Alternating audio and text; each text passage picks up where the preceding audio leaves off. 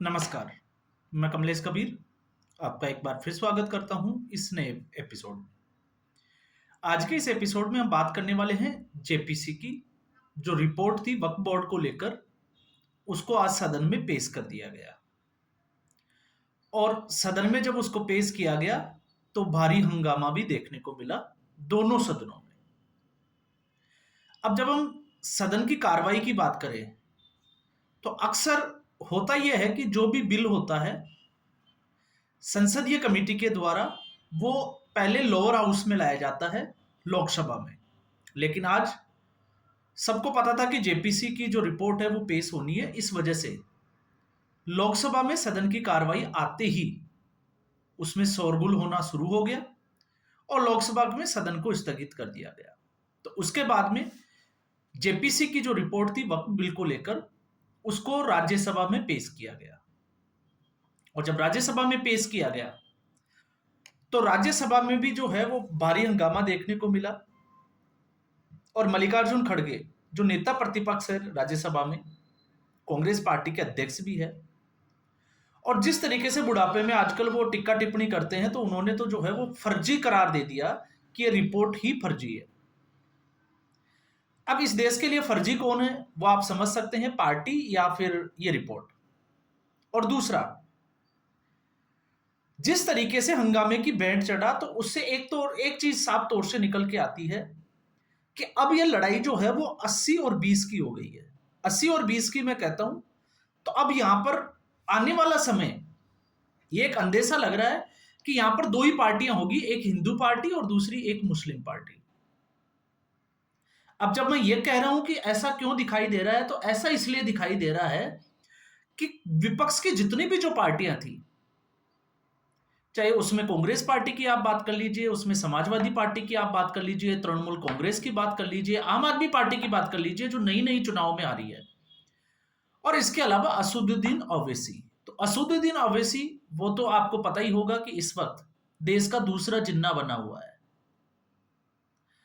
तो ये सब लोग जो है वो एक मुस्लिम वोटर को अपनी तरफ खींचने के लिए, या मुसलमानों को एक संदेश देने के लिए कि उनके साथ में सबसे, जिसको कहें कि आत्मसमर्पण के साथ कौन सी पार्टी खड़ी है, बस ये दिखाने की कोशिश की जा रही है। और इसीलिए आपने देखा होगा एक के बाद एक जो है वो चिल्लाते हुए ये चीजें बोल रहे हैं। तो मल्लिकार्जुन खड़गे ने जिस तरीके से ये कहा, क्योंकि वैसे भी अगर आप देखोगे तो जेपीसी सरकार के द्वारा बनाई हुई एक कमेटी, और जेपीसी में जब सरकार बहुमत में है, तो जेपीसी की रिपोर्ट में भी अगर आप देखोगे तो बहुमत का आंकड़ा एनडीए के पास या केंद्र सरकार के पास ही है। अब ऐसी स्थिति में विपक्ष, उसकी मांगे स्वीकार की जाएगी या नहीं की जाएगी, यह डिपेंड करता है कि वो जो मांग उन्होंने रखी, उसकी जब वोटिंग हुई तो उसके फेवर में कितने वोट पड़े। तो ऐसी स्थिति में आप अंदाजा लगा सकते हैं कि फैसला जो है वो बहुमत के साथ सरकार के साथ जाएगा।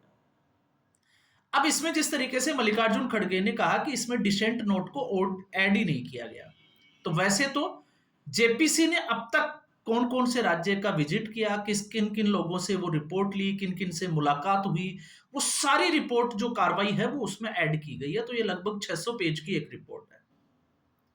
अब ऐसे में डिसेंट नोट, तो डिसेंट नोट का मतलब होता है जो विपक्ष के जो सांसद है उनकी तरफ से अस्वीकार्यता, मतलब कुछ उनको अगर पसंद नहीं है उसमें, और वो उसको जो है वो, जिसको कहें कि नाराजगी जताना चाहते हैं, तो उसको डिसेंट नोट कहा जाता है। तो सीधे तौर से कहा कि ये स्टेक होल्डर्स वो है जिनका वक्फ से कोई लेना देना नहीं है, उनकी राय जो है वो इस जेपीसी रिपोर्ट में रखी गई है, और डिसेंट नोट को इसमें नहीं रखा गया।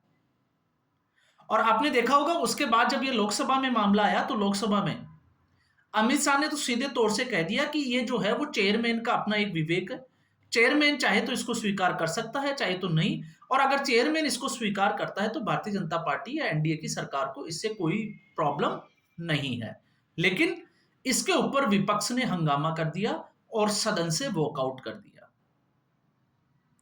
तो फाइनली पूरे देश को इंतजार था कि जेपीसी की रिपोर्ट सदन में आएगी या नहीं आएगी। तो जेपीसी की रिपोर्ट सदन में आई, हंगामा देखने को मिला, जिसके आसार जो है वो पूरे तरीके से थी। तो अब सवाल खड़ा ये हो जाता है कि आखिर जेपीसी की रिपोर्ट पर इतना हंगामा क्यों? तो जेपीसी की रिपोर्ट पर हंगामा इसलिए क्योंकि पार्टियों के पास अपना अस्तित्व बचाने के लिए, आपने देखा होगा लोकसभा चुनाव परिणाम के बाद में, लोकसभा चुनाव परिणाम से जो विपक्ष की पार्टियां थी वो गदगद थी। भारतीय जनता पार्टी 240 सीटों पर रुक गई थी। तो यहां पर उनको लग रहा था कि अब वो जो है वो भारतीय जनता पार्टी को लपेटने में कामयाब हो जाएंगे। लेकिन हरियाणा के जो चुनाव परिणाम थे उसने विपक्ष की पूरी पोलपट्टी खोल के रख दी, और उसमें एक चीज निकल के आई कि हिंदू वोटर जो है वो कंसोलिडेट हो रहा है। और हिंदू वोटर कंसोलिडेट हो रहा है तो फिर विपक्ष की पार्टियों के पास बचता क्या है? तो विपक्ष की पार्टियों के पास बचता है कि उस मुस्लिम वोटर को तुष्टिकरण कैसे किया जाए। अब इसमें आज के हंगामे की जब हम बात करते हैं तो आज के हंगामे को इसलिए समझ सकते हो जैसे आम आदमी पार्टी, आम आदमी पार्टी ने इस वक्त चुनाव में थी, चुनाव में हालांकि उसको हार का मुंह देखना पड़ा, लेकिन जब बात तुष्टिकरण की आती है तो अमानतुल्लाह खान के ऊपर बड़े आरोप लगे, फिर भी आम आदमी पार्टी अमानतुल्लाह खान के साथ खड़ी दिखाई दी। क्यों?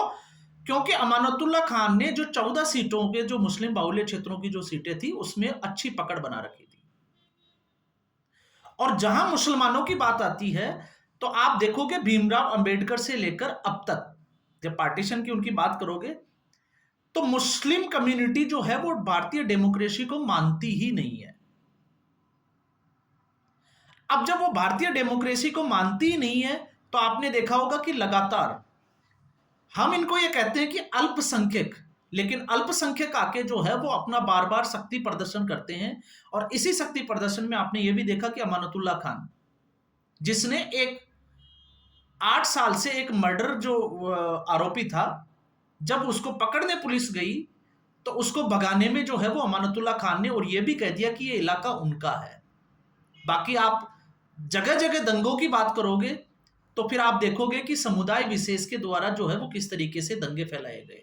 और उनमें से एक दंगा था, आपको पता होगा दिल्ली का दंगा, अभी नया ताजा दंगा दिल्ली की हम बात करें, और आप देखिए कि उसी ताहिर हुसैन को जब टिकट दिया गया एएमआईएम को, तो आप उठा के देखिए कि वो कितने वोट लेके गया। तो एएमआईएम की तरफ जो है वो वोट खिसक रहा है। अब कांग्रेस पार्टी को डर है कि ये वोट बैंक जो है वो दूसरी पार्टियों की तरफ ना जाए, तो अब रीजनल पार्टियों के साथ कांग्रेस पार्टी का झगड़ा जो है वो भी खुलकर सामने आने लगा है। और इसका ताजा उदाहरण दिल्ली का विधानसभा चुनाव भी। कांग्रेस पार्टी चुनाव ही वहीं लड़ी जहां पर मुस्लिम बाहुल्य सीटें हैं, और वहीं पे कांग्रेस पार्टी ने वोट कटवा पार्टी बनी। और वोट कटवा पार्टी बनने के बाद में अब हालांकि हासिल कुछ नहीं हुआ, लेकिन जश्न बना रही है कि आम आदमी पार्टी हार गई।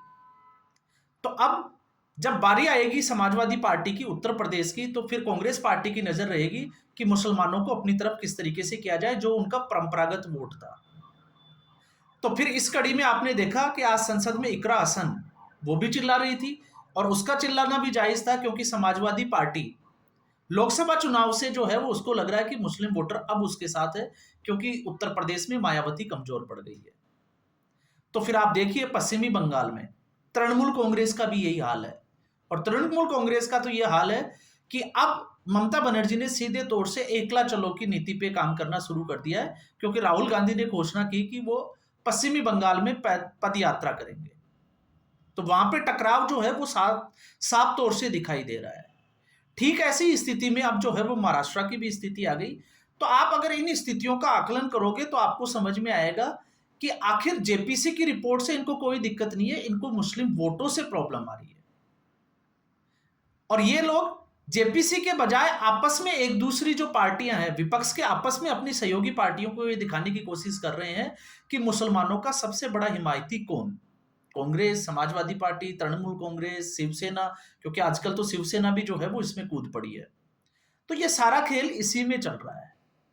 और इसी के चलते अब आप देखिएगा, इसी के चलते हिंदू वोटर कंसोलिडेट हो रहा है और इन पार्टियों को नुकसान भी हो रहा है। तो भारतीय जनता पार्टी इस मामले में अभी भी जो है वो मजबूत दिखाई दे रही है। अब चाहे विपक्ष जो है वो कितना ही कहें कि हमारी जो लड़ाई है वो इंडियन स्टेट से है, क्योंकि मल्लिकार्जुन खड़गे के उस स्टेटमेंट को देखोगे तो आपको लगेगा साफ तौर से कि यही एक मैसेज देने की कोशिश थी कि उनकी लड़ाई इंडियन स्टेट से है। जबकि ये जो है वो लड़ाई इंडियन स्टेट से नहीं है, कांग्रेस पार्टी की लड़ाई अपने सहयोगी दलों से है। और उनको ये डर रहता है कि कहीं मुसलमानों को ये मैसेज नहीं चला जाए कि उनके हिमायती के रूप में दूसरी पार्टियां बड़ी बनकर उभर रही है। और जहां वक्फ बोर्ड बिल बोर्ड की बात आती है, तो जब धर्म के आधार पर इंडिया का पार्टीशन ही हो गया, तो फिर मुसलमानों की प्रॉपर्टी या वक्फ की प्रॉपर्टी इंडिया में आई कहां से? क्योंकि धर्म के आधार पे बंटवारा हुआ, तो ऐसी स्थिति में मुसलमानों के लिए हिंदुस्तान में कुछ बचना चाहिए था। और जो हिंदुस्तान में मुसलमान अगर बच भी गए, तो वो इस तरीके से दावा ठोके, ये बात जो है वो समझ के परे की बात है। इसलिए भीमराव अंबेडकर ने तो इस बात की अंदेशा और आशंका जो है वो पहले ही अपनी जो बुक थी उसमें जता दिया था। तो ये सारा खेल जो है वो इसी तरीके से चल रहा है।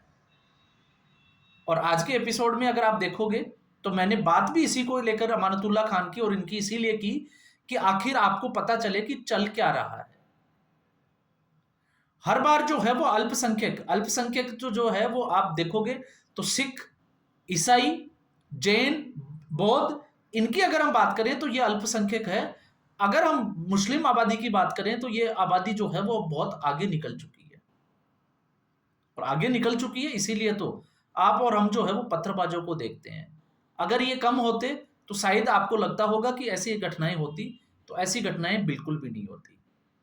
तो मल्लिकार्जुन खड़गे का तो कहना ही क्या, क्योंकि सनातन को नीचा दिखाना और मुसलमानों के लिए अपर हैंड रखना, वो साफ तौर से दिखाता है कि सारी पार्टियां जो है वो फर्स्टेड है, क्योंकि हिंदू वोटर कंसोलिडेट हो रहा है और उसका झुकाव पूरे तरीके से आप देखोगे तो राजीव गांधी की सरकार के बाद से, या हम कहें कि राम मंदिर के लिए या अयोध्या का जो मूवमेंट चला था उसके बाद से लगातार हाथ से छिटकता जा रहा है। और भारतीय जनता पार्टी उसके बाद में जिस तरीके से मजबूत हुई है 2014 के बाद में, तो आपको पता ही है कि भारतीय जनता पार्टी के पैर उखाड़ना भी अब बहुत मुश्किल बनता जा रहा है।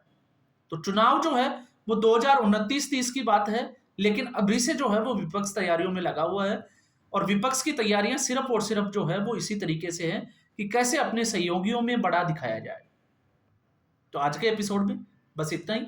उम्मीद करूंगा वीडियो एपिसोड आपको पसंद आया होगा। वीडियो को लाइक करें, शेयर करें, चैनल जरूर सब्सक्राइब करें। धन्यवाद।